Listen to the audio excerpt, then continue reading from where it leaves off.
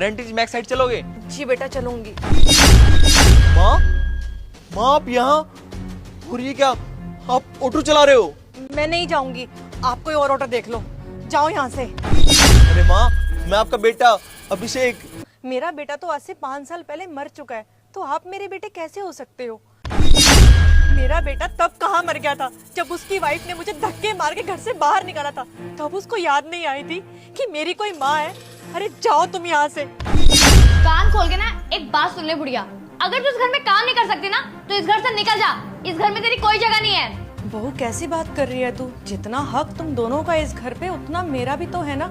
और ये मेरे बेटे का घर है, मैं यहाँ से कहीं भी नहीं जाऊंगी। तुझे मैं तेरी जानकारी के लिए एक बात बता दूं कि तूने ये घर और ये जायदाद हमारे नाम कर दिया है। अब इस घर पे ना और इन पैसों पे तेरा कोई हक नहीं है, समझी तू? और ये पैसे पकड़ और निकल जा यहाँ से।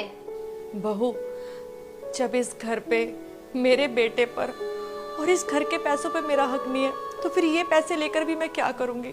बेटा, इन पैसों को भी ना तू संभाल के रख।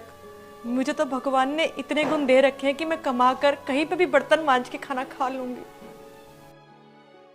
हाँ हाँ जा बुढ़िया, जब दर दर की ठोकरें खाएगी ना तब समझ में आएगी तुझे। अरे तेरी बहू मेरे साथ इतना अत्याचार करती थी, सारे घर का काम करवाती थी। मैंने तुम्हारे नाम प्रॉपर्टी क्या कर दी, तुम लोगों ने मुझे घर से धक्के मार के निकाल दिया।